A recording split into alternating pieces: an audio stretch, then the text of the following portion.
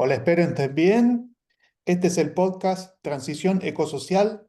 Lo realizamos Gabriel Cicchini y quien les habla, Danilo Castelli. En el episodio de hoy vamos a hablar sobre las esperanzas ante el colapso del orden internacional. Este episodio va a tener tres bloques, ¿no? En el primero hablamos de que hay un colapso del orden internacional, que esta no es una mera crisis, ¿no? Es un colapso. En el segundo bloque lo justificamos desde diversos aspectos, ¿no? En qué significa este colapso, qué va a significar para el futuro próximo, ¿no? Y el futuro de las próximas décadas. Eh, y en el tercer bloque, en el tercer y último bloque, vamos a discutir las diferentes esperanzas que hay en este escenario, ¿no? Que van a ser básicamente de tres tipos: las globalistas, las nacionalistas y las ecoanarquistas, que es donde nosotros nos ubicamos. Bueno, Gabriel, te paso la palabra. Iniciamos el primer bloque de la introducción. Bueno, la idea es comenzar con un breve resumen de caracterizaciones geopolíticas que plantean que se está dando en la actualidad, o algunos ya plantean que ya se produjo, una transición de una globalización unipolar, que es la globalización liderada por Estados Unidos, en especial después de terminar la Guerra Fría, ¿no? Después de la disolución de la Unión Soviética, y ese orden internacional de gobernanza global y de liderazgo económico unilateral de parte de Estados Unidos, una clara hegemonía en todos los ámbitos, ¿no? En cultural, tecnológico bueno, como mencionamos, económico. Y también con su poderío militar garantizándolo, está siendo ya desplazado por un mundo multipolar. Y ese mundo multipolar puede implicar el fin de la globalización o un nuevo tipo de globalización, ¿no? Con otra distribución del poder. En ese escenario hay distintas predicciones, ¿no? Están los que piensan que se viene una nueva guerra fría entre Estados Unidos y China, los que consideran que se va a establecer un orden multipolar, no algo de enfrentamiento entre dos potencias, sino donde múltiples potencias van a tener un lugar destacado, donde parecía que China va por ese modelo, en el sentido de que apoya a estos países que están por el mundo multipolar. Y bueno, en esta situación son escenarios posibles, ¿no? También está el intento de Estados Unidos de restaurar su dominio y de tratar de sumar a países occidentales para hacer una restauración del dominio occidental ante el peligro del avance de Oriente, ¿no? Para decirlo en pocas palabras. Entonces, bueno, en ese escenario, lo que nosotros pensamos es que hay un colapso del orden internacional, una disolución de las instituciones vigentes, donde ya cada vez pierden más poder y capacidad de influencia, donde cada vez son más cuestionadas los tipos de organismos de gobernanza global, que ya hemos hablado, por ejemplo, de los planteos de la Agenda 2030, de los intentos de frenar el cambio climático a través de la ONU y las limitaciones, ¿no? Que tiene ese orden y de que está fracasando en sus intentos. Y bueno, vinculado a eso, me parece que es importante destacar que va surgiendo en este orden multipolar una idea de un retorno de la soberanía. Y los diversos tipos de nacionalismo destacan como positivo esto. E incluso muchos socialistas, ¿no? Hay marxistas que valoran positivamente este nuevo orden global y ven las oportunidades que tiene el mundo multipolar. De formar bloques regionales, de restablecer economías donde el Estado cumple un rol fundamental en la regulación. Y esto que nosotros vamos a ver críticamente, pero vamos a desarrollar, como que pensar, poner las esperanzas aquí me parece que es errado.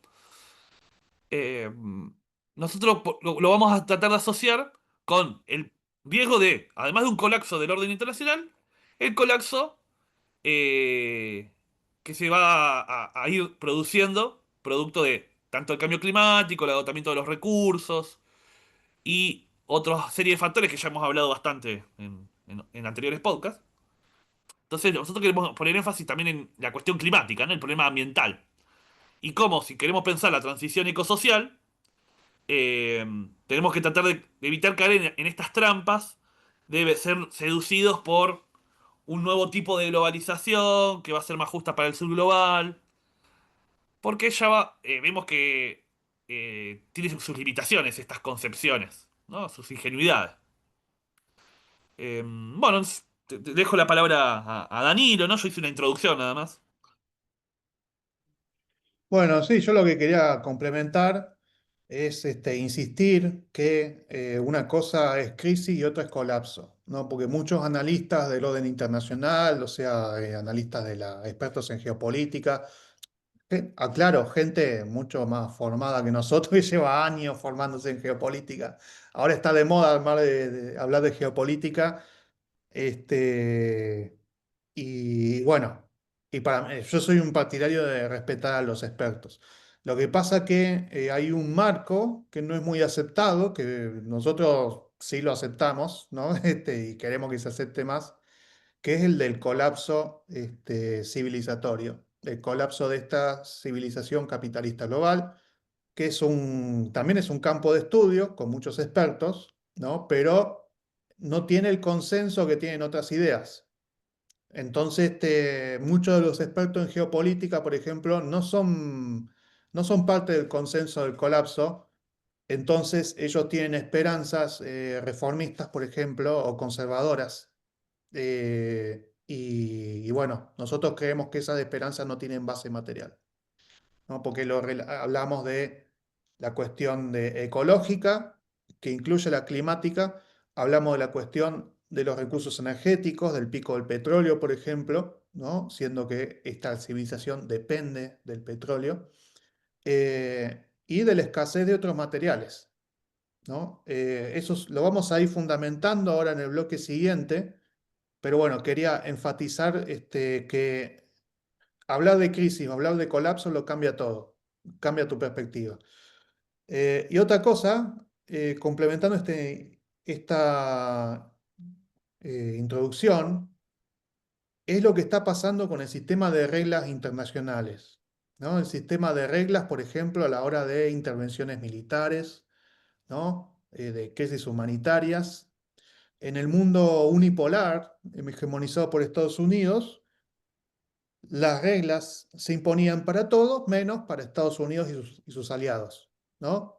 Pero eso significa obviamente hipocresía, ¿no? Y que ese sistema de reglas no se tome muy en serio, pero detrás de ese sistema de reglas estaba el poder de Estados Unidos. Ahora con esta transición al orden multipolar, eso también incrementa la cantidad de actores que pueden violar ese sistema de reglas o directamente ignorarlos, ¿no? Rusia, China, etcétera.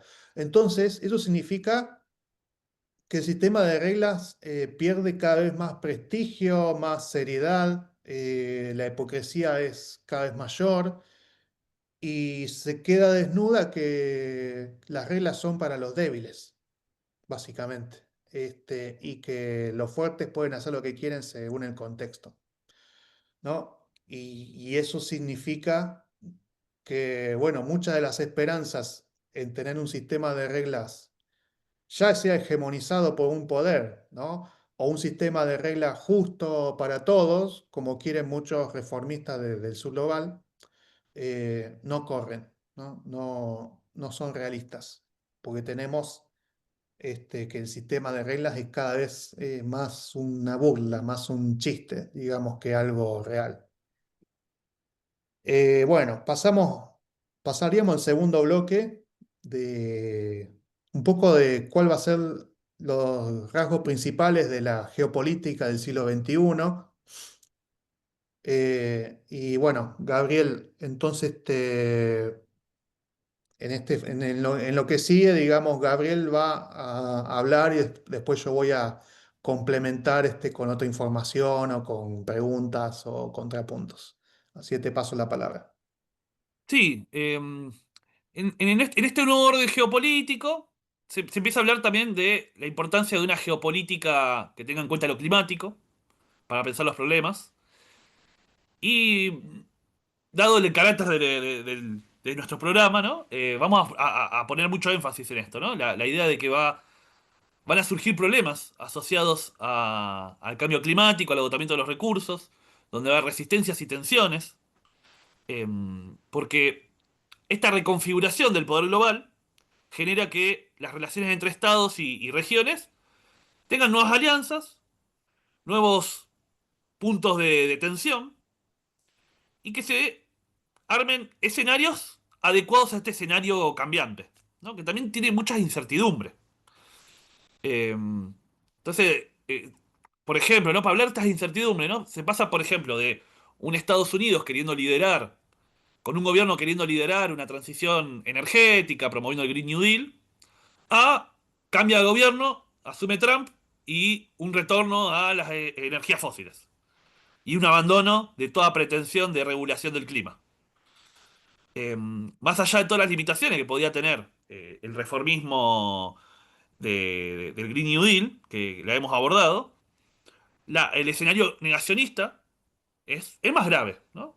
Tiene un problemas que es que pueden acelerar el desastre, porque promueven no solo no hacer nada para mitigar, sino que niegan el problema y al mismo tiempo quieren acelerar la producción de energías fósiles como si no pasara nada, ¿no? Como si eso no fuera llevarnos hacia el abismo.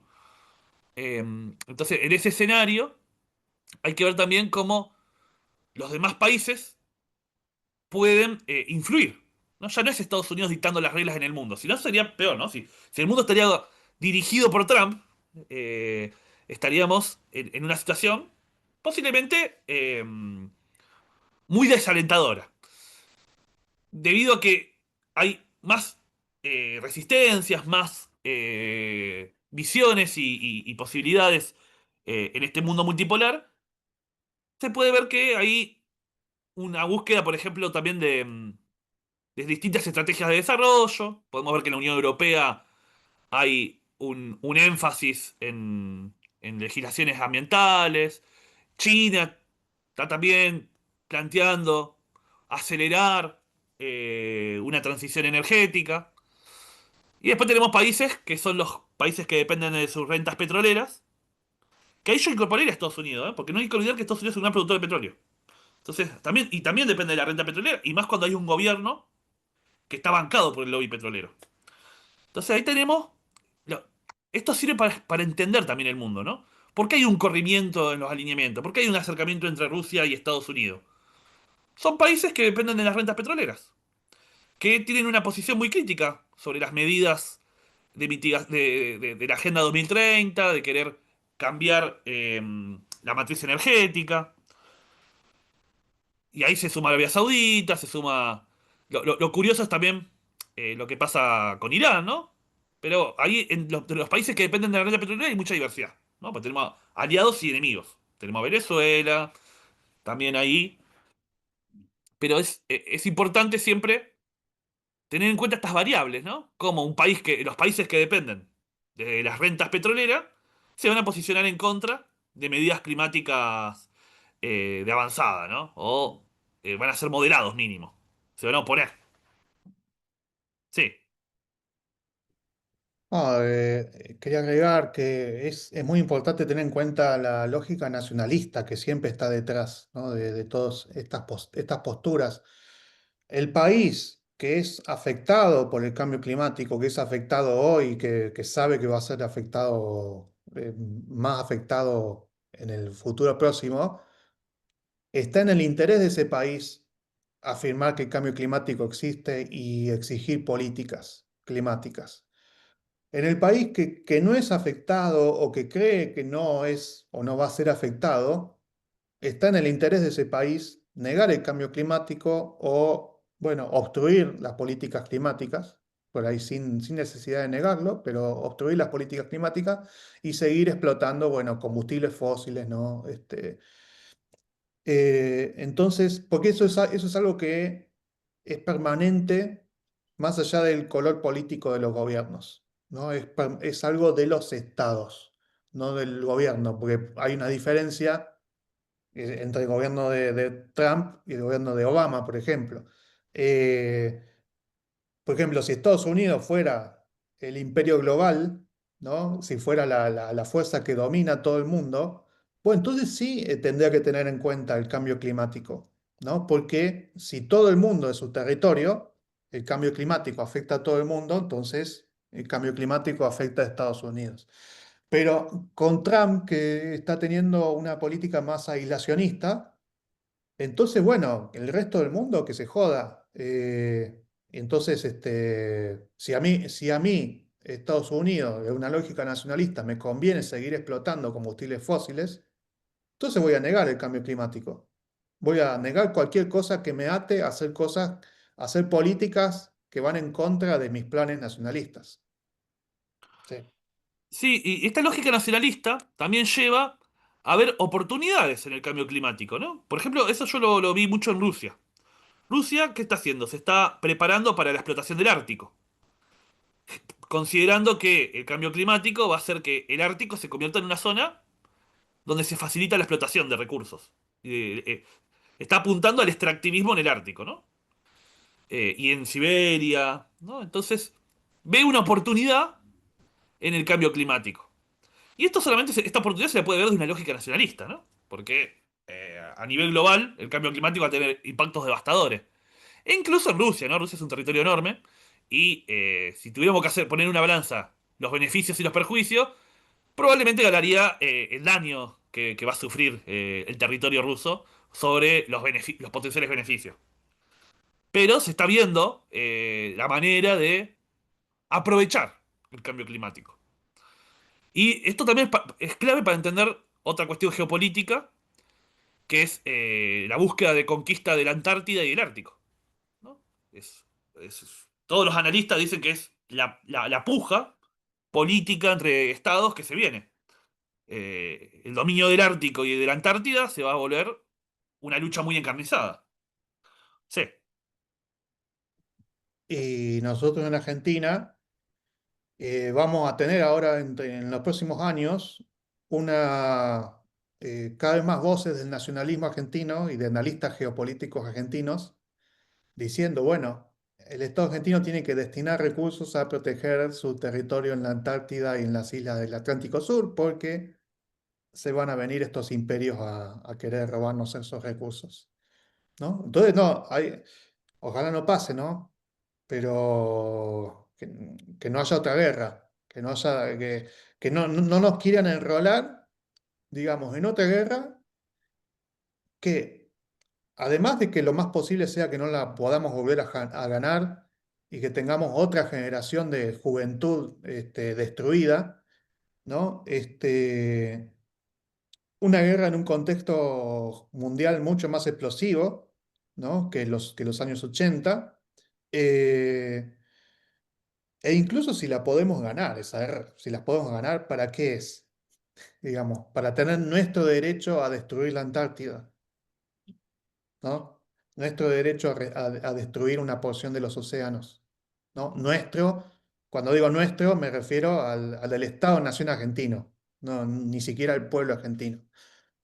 Entonces, no, bueno, digo porque he escuchado lo mismo que vos, ¿no? sí. Porque van a venir por los recursos del Atlántico Sur, van a venir por la Antártida, Sí, ¿no? sí, y una Como que defensa quieren, nacionalista quieren que nos de... pongamos la camiseta del Estado-Nación argentino. Esto bueno, me da pie a pensar otro problema, bueno, estuvimos charlando que vamos a hacer seguramente un capítulo dedicado a guerras vinculadas a lo climático, las guerras climáticas. Pero es importante hacer como una mención, que es el belicismo creciente, ¿no? Que hay también en este mundo multipolar.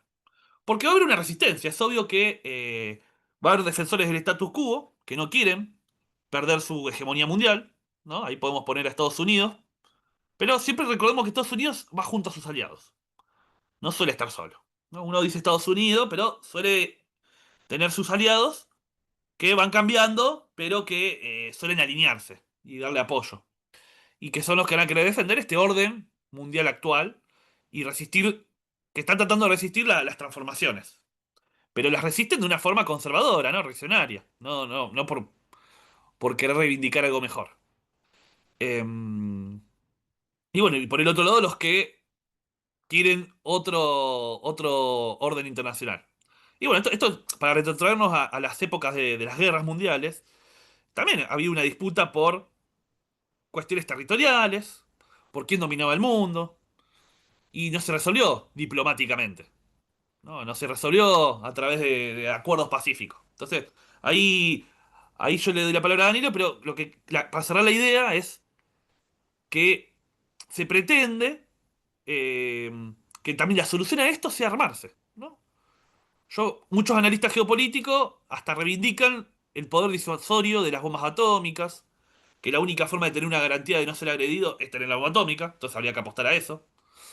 La idea de que hay que armarse, de que el único camino, como la diplomacia no va a funcionar, en eso capaz coincidimos, en el sentido de que la diplomacia está demostrando que no es capaz de hacerlo, pero la alternativa ¿cuál es?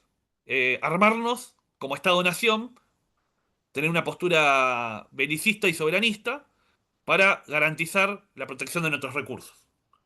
Bueno, me parece que si apuntamos como si el único camino que vamos a plantear es ese y es el que gana, esa opción, eso también va a acelerar el colapso. Porque me parece que no hace falta ni siquiera hablar de las consecuencias ambientales que tendría tanto las bombas atómicas como guerras. Las guerras tienen efectos devastadores y aceleradores del cambio climático y de todos los daños ambientales posibles que podamos conseguir. Bueno, sí, bueno, un aspecto que vamos a ver en estos próximos años de este siglo, que ya lo empezamos a ver, ¿no? Pero que va a ser cada vez más frecuente, van a ser las guerras por recursos, guerra o los preludios de la guerra, ¿no? Tensiones. Bueno, ya estamos a 3 años de la guerra en Ucrania, ¿no? Eh, y bueno, esa es una guerra empezada por un actor, digamos, por Rusia, ¿no? Que supuestamente era en violación al sistema de reglas internacional, donde el único que podía hacer ese tipo de cosas era Estados Unidos, ¿no? Y ahora Rusia también puede, si quiere, también puede invadir otros países y tener una política expansionista. Vos hablabas de Estados Unidos y sus aliados y ha habido un cambio con eso, con el régimen con el gobierno de Trump. Porque, bueno, Trump básicamente le dijo a Europa que ya está, que no, se terminó ese matrimonio abusivo que tenían, ¿no? Ese matrimonio en donde Europa era la mujer golpeada de Estados Unidos, ¿no? La mujer engañada y golpeada. Ahora directamente se vino el divorcio. Entonces, bueno, Europa, hay una tendencia real en Europa, justamente porque saben que ya no pueden contar con el respaldo militar de Estados Unidos. Antes Europa se podía dar el lujo de tener una política desmilitarizadora, porque total, el que le tenía las espaldas cubiertas era Estados Unidos, la mayor potencia militar del mundo. Ahora, si la mayor potencia te dice está por tu cuenta, bueno, entonces yo me tengo que armar, me tengo que convertir yo en potencia. Por eso hay una tendencia militarista también en Europa, con lógicas lógicas europeístas, por así decirlo, ¿no? O lógicas directamente nacionalistas. Sí. Algo importante que se está dando es que hay una exigencia de que se aumente el 5% el gasto el gasto militar, ¿no? Que el gasto militar justamente es lo opuesto a inversión en una transición ecosocial. Es lo más opuesto quizás que podamos encontrar. Eh, pero bueno, ahí hay una tensión, porque los recursos o se destinan a la transición ecosocial o se destinan a la industria armamentística, ¿no? O se desmantela el estado de bienestar en donde queda y se destina esos recursos a la industria militar, o están ahí en esta serie de paradojas, ¿no? Porque es un aumento significativo lo que se está exigiendo, ¿no? Pasar al 5% del PBI, el gasto militar, es un montón y llevaría a ajustar en otros puntos. Em, por ejemplo, esto que les digo, ¿no? Ajustar en lo que se está invirtiendo en transición energética, que en los países europeos son de los que más están invirtiendo. Con las limitaciones que ya hablábamos acá, ¿no? Hay una esperanza en que se puede llegar a las renovables como reemplazo total de las fósiles. Nosotros ya hablamos de que en un modelo de crecimiento eso no se va a conseguir. Em, pero sí están tomando medidas para frenar y mitigar tanto la contaminación como para reducir los residuos, tratando de avanzar un poco en la economía circular. Se están tomando algunas medidas políticas para eh, en una dirección ambientalista. Y las presiones por apuntar al rearme van a tentar totalmente contra eso. Van a ir en la dirección opuesta, ¿no? Cuando lo que se tendría que hacer es profundizar eh, tanto la inversión social y económica en ir más allá de las limitaciones de la transición ecosocial que están encarando, son reformas muy moderadas y hace falta acelerar. Pero las presiones geopolíticas van a hacer que está el riesgo de que se desplacen los recursos hacia la dirección opuesta a la que se necesita. Para complementar, esa tendencia real de la que hablas vos tiene, digamos, va a tener el aspecto de una nueva proliferación nuclear, ¿no? Es lo contrario de la no proliferación, ¿no? La no proliferación anterior estaba sostenida justamente en la hegemonía estadounidense. Entonces, bueno, si ahora Europa siente, por ejemplo, que no tiene más disponibles las armas nucleares estadounidenses para protegerse, entonces va a pensar en un programa nuclear propio, ¿no? Para que por ahí el que más cerca o el que más podría aportar de ahí es Francia, ¿no? Que tiene muchas plantas nucleares. Eh, y bueno, y eso va a generar tensiones en el mundo también. Primero, que es como una reversión de la tendencia a la no proliferación que había antes. Segundo, bueno, ¿de dónde van a sacar el uranio? Porque Francia tenía la tensión, porque el país africano donde más obtenía su uranio, ahora cambió de gobierno, entonces tiene una política nacionalista, ¿no? Entonces ya no es la fuente fácil de uranio que era antes, ¿no? Entonces Europa está complicada. O sea, Europa va a tener que, si quiere jugar este juego que está jugando Estados Unidos, China, Rusia, va a tener que volverse una política, otro bloque imperial, ¿no? En poco tiempo.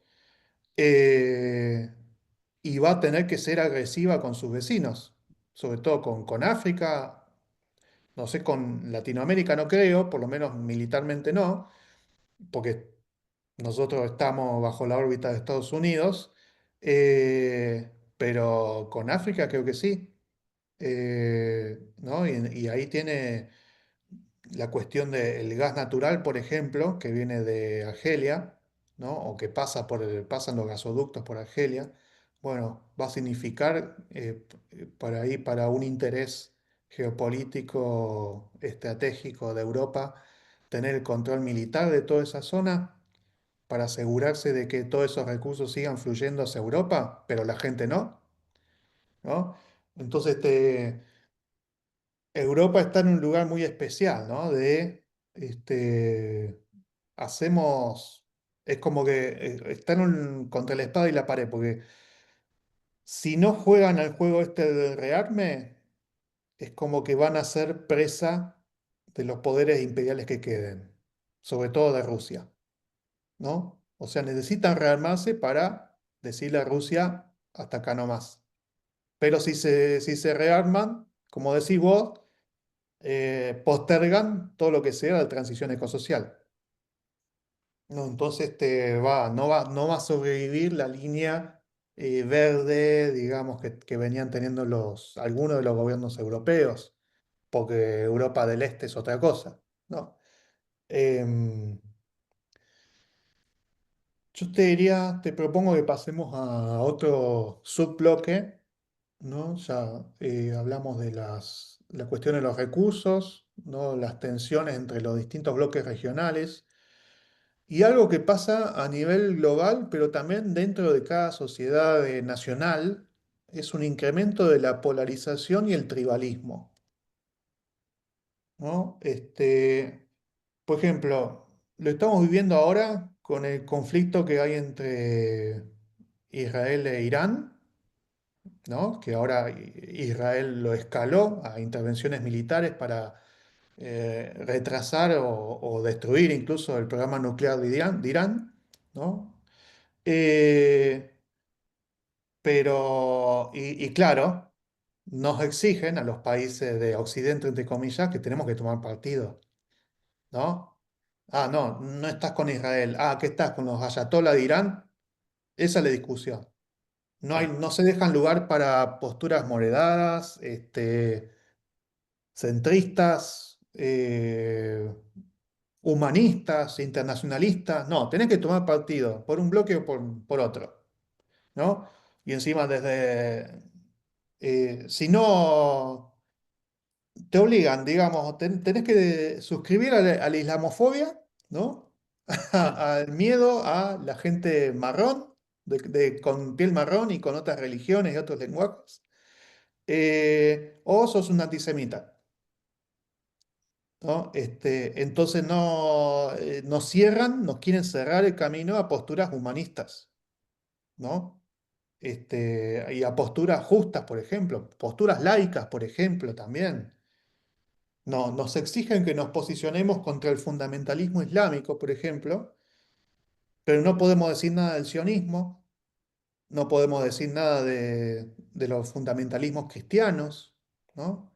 Del evangelismo que está teniendo mucho poder, de eso no podemos decir nada, ¿no? Y bueno, ahí va a ser una cuestión de resistencia para quienes tengamos posturas justas, humanistas, internacionalistas, ¿no? De abriendo espacio a los codazos y no respetar que nos pisen la cabeza, no dejar que nos pisen la cabeza. Eh, y bueno, y prepararnos para enfrentar acusaciones injustas, ¿no? Calumnias, incluso, como, bueno, como esta, ¿no? De antisemitas y críticas a Israel, ¿no? O islamofóbicos si no suscribís a la política de Irán o querés ponerle límites al islamismo en tu país, ¿no? Como le pasa a mucha gente a mucha parte del mundo que está recibiendo muchos inmigrantes musulmanes, que bueno, que vienen con valores incompatibles con las sociedades occidentales, y es un problema legítimo, ¿no? Y estaría bueno abordarlo desde otro lado que no sea la xenofobia y el racismo. Sí, Sí, y también para pensarlo a nivel local, ¿no? Y a temas que ya hemos hablado, esta polarización lleva a que si uno, por ejemplo, se opone a la explotación del litio o se resiste a que se profundice la explotación en vaca muerta para extraer energías fósiles, y estás en contra de los intereses nacionales, sos un cómplice prácticamente del imperialismo, que querés el sometimiento argentino, que querés la pobreza, que estás en contra de lo que pueda generar que el país salga de los problemas estructurales. ¿No? Se plantean las cosas de una forma polarizada, de amigo-enemigo, que dificultan mucho dar discusiones.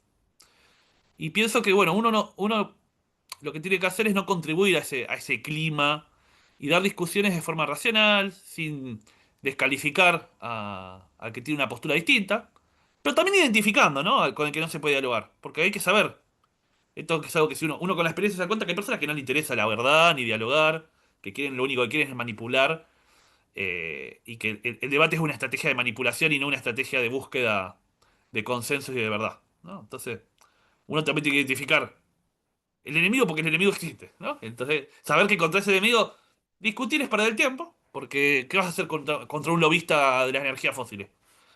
Contra un negacionista del cambio climático.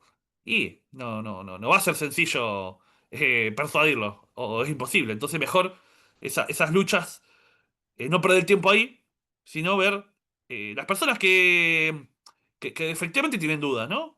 Yo pienso que hay gente que honestamente piensa que el camino es desarrollar eh, el país a través de la explotación y el extractivismo para supuestamente después pasar a una etapa de transición energética. Hay algunos que tienen esa línea con los que hay que debatir, ¿no? Porque se comieron el cuento capaz neodesarrollista de que primero hay que desarrollarse para después tomar alguna medida de protección del ambiente. eh, o que son etapistas, es decir, piensa que primero se requiere una etapa primero de crecimiento para luego apuntar a la transición hacia otro modelo económico, ¿no? Que ya hemos debatido también, ¿no? Incluso organizaciones ambientalistas tienen esa posición, organizaciones ambientalistas locales, que consideran que es inevitable la explotación de los recursos naturales para obtener los recursos para hacer la transición energética o ecosocial. Bueno, Yo creo con que toda esa en la postura hay raíz, que debatir y marcar que lo problemática que es esa línea. Y yo lo uso como ejemplo, ¿no? De la polarización. Hay que tratar de salir de esa polarización porque es muy estéril políticamente. Te traba, impide pensar alternativas. en la raíz de este conflicto, yo creo que está la gente totalmente cooptada por una narrativa, ¿no? Esa narrativa puede ser una ideología política del siglo XX, puede ser una teoría de la conspiración, ¿no? Puede tener estar vinculada a intereses materiales propios, ¿no? Como el lobismo, el lobby, el negacionismo del cambio climático, porque uno pertenece al lobby petrolero, por ejemplo. Este, y bueno, está o la gente cooptada por una narrativa, que lo único que le interesa en cualquier diálogo o debate es la victoria de su narrativa, y después está la gente a la que le siguen importando los hechos, le siguen importando, bueno, cuál es la verdad. Eh, y yo creo que, claro, entre la gente a la que le siguen importando los hechos y le importa la verdad, ahí hay una diversidad, ¿no? De puntos de vistas, de perspectivas que son de buena fe. Y ahí están las posibilidades del debate, pero como dijiste antes, ¿no? El que está cooptado por una narrativa, o hay que enfrentarlo o hay que esquivarlo, ¿viste? No veo, y van a ser cada vez más personas, ese es el Sí, sí. tema también. Incluso Entonces, contratados, directamente y, empleados, ¿no? Para defender y una por postura. eso hay que, nos va a tener que importar por ahí más la calidad que la cantidad, más decir, prefiero tener, no sé, 20 personas con las que tener un diálogo sincero, que a lo mejor acceder a una plataforma, donde puedo hacer llegar mi mensaje a cientos de miles, pero va a rebotar en un muro bueno, voy a tener que competir contra otras narrativas de las cuales esas personas ya están totalmente suscriptas, ¿no? Entonces, ¿qué conviene? ¿Un diálogo productivo con pocas personas, pero que les importa la verdad? ¿O un proceso de desgaste permanente con más personas, pero a las que no les importa la verdad? Entonces, son decisiones personales incluso, ¿no? Porque tienen que ver con qué va a hacer uno con su propia vida, ¿no? A qué le va a dedicar los años que le quedan. Eh, bueno, Gabriel, no sé si vos tenés algo que agregar acá al bloque de geopolítica del siglo XXI, o querés que pasemos al último bloque. Una cosita, ¿no? Es importante pensar el rol del triángulo del litio. Eh, esto, para pensar la región, va a ser uno de los principales problemas que va a haber acá a nivel geopolítico. Y hay que pensar soluciones, ¿no? Porque la solución nacionalista sería producir baterías de litio en Argentina o en la región. Que Bolivia trató de avanzar en esa dirección. Y la idea de que seamos nosotros los que participemos con una producción orientada a la transición energética, ¿no? Que no seamos solamente proveedores de materia prima, básicamente. Y también pensar, ¿no? El potencial peligro, ¿no? De guerras por esos recursos. Que uno tiene que pensarlo, ¿no? ¿Cómo se podría evitar que potencias imperiales quieran apropiarse de esos recursos? Por vía diferente a la que están haciendo. Pues ya podemos hablar que la mayoría de la producción de litio se está apropiando China. Pero hasta ahora por las vías legales del capitalismo, ¿no? Es decir, por el comercio y por comprar ese litio o explotarlo, poner inversiones para explotarlo. Pero se viene también hay una disputa muy importante, ¿no? Sí, si pensamos la transición energética en dirección a un avance de las renovables, eso va a ser un conflicto. Entonces también hay que tener en cuenta esta problemática. Hay ya bastante escrito sobre el asunto, pero es un tema que me parece que hay que tener cierta reflexión sobre qué se propondría, ¿no? Desde una perspectiva eh, decrecentista, antinacionalista, qué solución dar a esa problemática, ¿no? ¿Cómo gestionarlo, como, por ejemplo, como un bien común? Para mí el desafío va por ese lado. ¿Cómo se Claro, podría gestionar el litio como un bien común? eso te iba a decir, porque el nacionalismo va a decir, bueno, sí, nos opongamos a que venga un imperio y que nos saquee, ¿no? O nos opongamos a tratados comerciales que sean injustos para la Argentina, ¿no? Pero a las comunidades que están siendo amenazadas o incluso desplazadas, ¿no? Porque están ubicadas cerca de los yacimientos de litio, de eso no se ocupa nadie. El Ujú. nacionalismo estaría a favor de violar los derechos de esas comunidades, ¿no? Entonces, bueno, la posición nuestra tiene que ir por el lado del derecho de las comunidades, y del bien común, como vos decís. Que Y que bueno, se diferencia del soberanismo, ¿no? va a ser un desafío porque, bueno, eso significa oponerse tanto a un imperio, ¿no? Un imperio extranjero, como al propio Estado-Nación argentino. O incluso a veces, en el caso argentino, puede ser el provincial, el Estado provincial también, porque a veces los recursos los maneja principalmente el Estado provincial. Pero Ujú. son debates y luchas que se van a dar y que son difíciles, porque muchas veces lo que sucede es que las comunidades son pequeñas. Es decir, las Sí, comunidades más afectadas a nivel numérico no son tan grandes y tienen escasa capacidad de resistencia ante los intereses en sí. juego. Entonces, bueno, es un tema ahí que muchas veces se va a requerir No, es que solidaridad, eso es, claro, solamente se puede resolver con lazos de solidaridad, con de apoyo a los que cooperación, resisten. digamos, con redes de apoyo mutuo. Es que esa es la única manera que tenemos, ganemos o perdamos, ¿no? Bueno, si te parece, pasamos al tercer y último bloque, ¿no? Que Sí. es básicamente dónde está la esperanza, ¿no? Todo este escenario terrible que venimos describiendo, ¿no? Este escenario bajoneante incluso, ¿dónde está la esperanza? Ujú. Y bueno, tengo que decir, hay esperanzas de diverso tipo. De algunas ya hablamos críticamente, ¿no?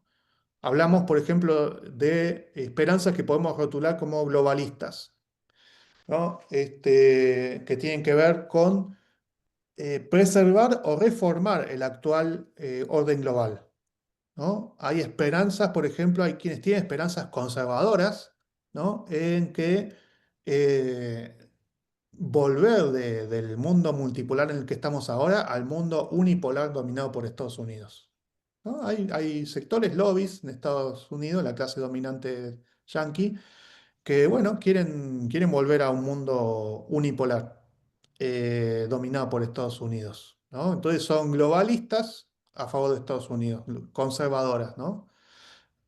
Pero hay otra gente de otros lugares del mundo que es globalista, pero no quieren la hegemonía de Estados Unidos, sino que quieren un sistema internacional, entre comillas, justo, ¿no? Entonces hay algunos analistas geopolíticos que he escuchado, ¿no? Que admiten que el actual sistema internacional está en crisis, usan la palabra crisis, ¿no?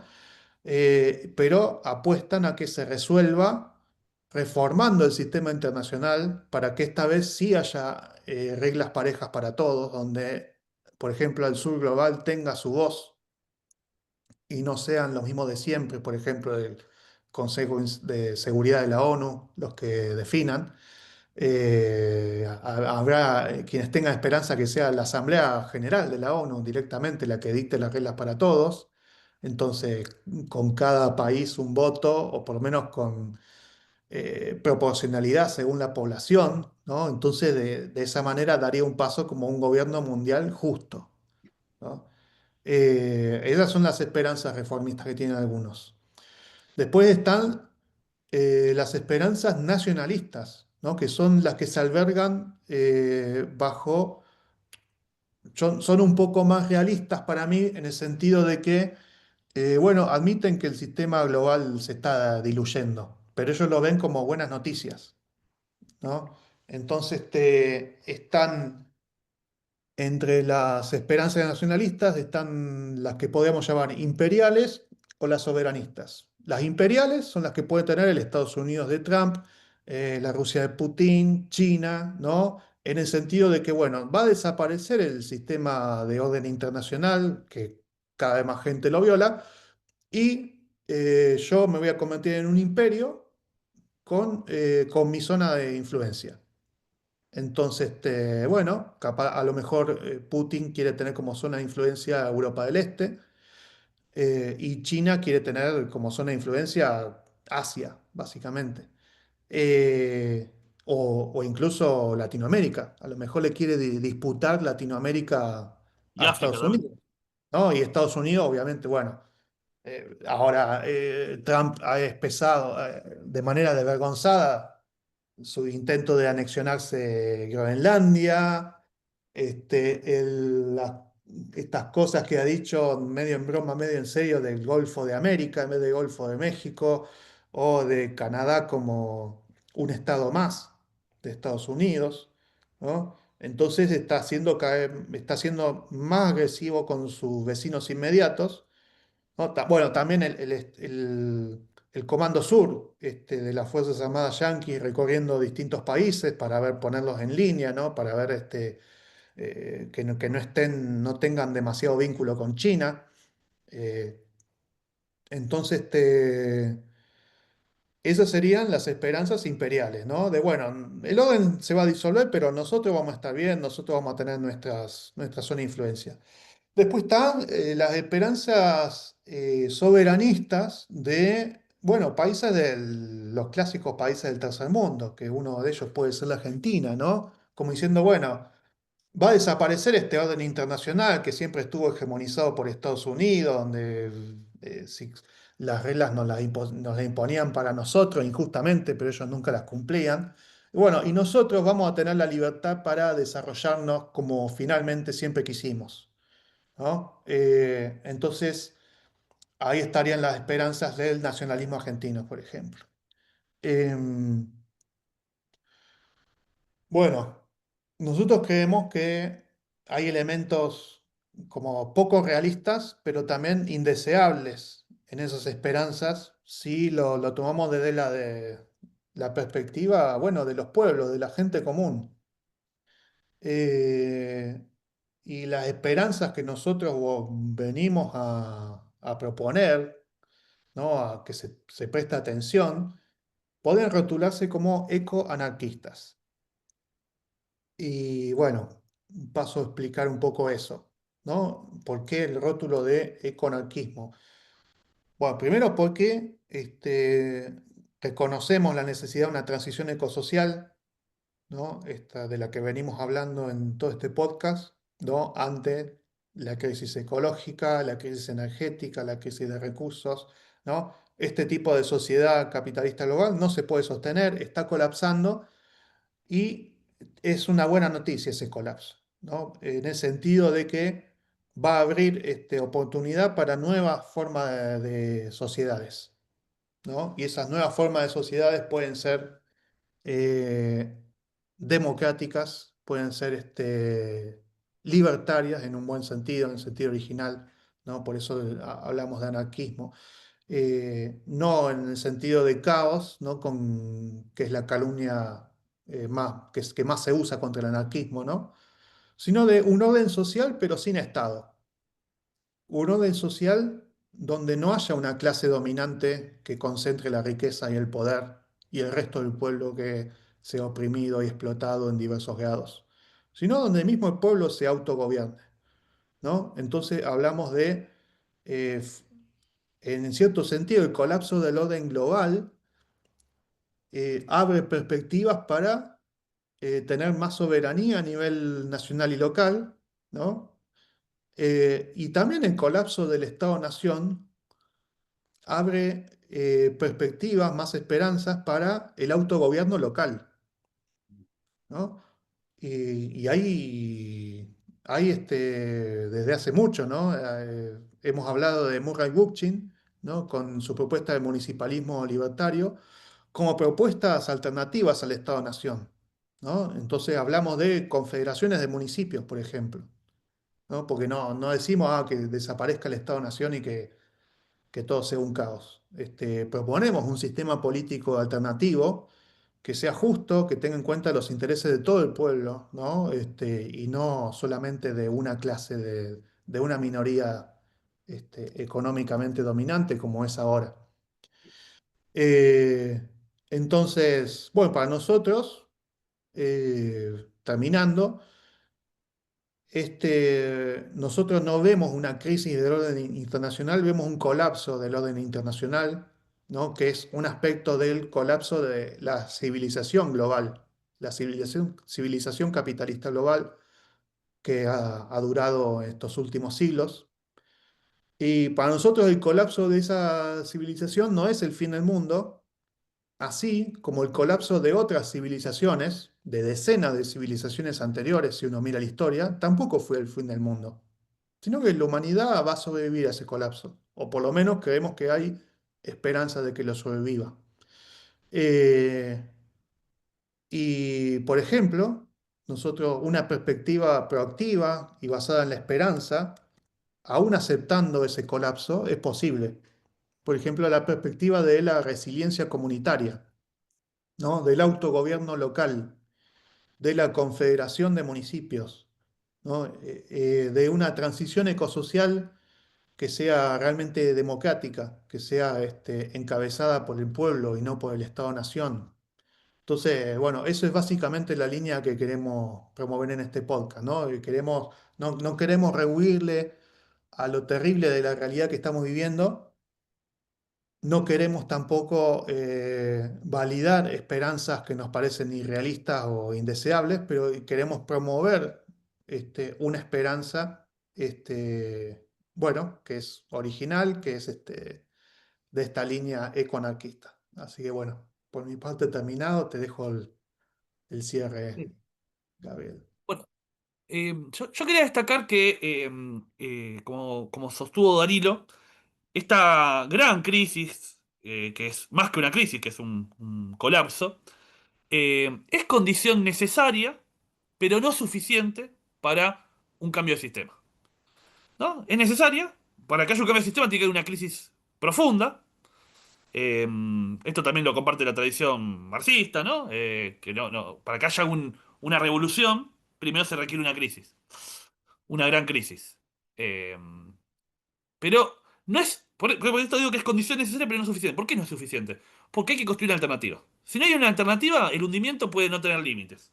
Es decir, podemos ir hasta la extinción, hacia el ecofascismo, hacia una guerra de aniquilación total. Esos son los riesgos. Y ante esos riesgos, nosotros lo que proponemos es una alternativa, que es empezar a ir construyendo desde ahora un fortalecimiento de lo comunitario y un modelo cultural, económico, político, que sea sobre otros lineamientos, ¿no? Sobre otras prioridades, que se aleje radicalmente de lo vigente, ¿no? Por eso mismo es revolucionario. Después quedaría pensar qué entendemos por revolución, cómo se transiciona la relación entre reformas y revolución. Todo eso es algo a pensar, que merece reflexión y que merece también construcción colectiva. Pero me parece importante esto, ¿no? Si no se construye una alternativa, el colapso no va a ser algo positivo.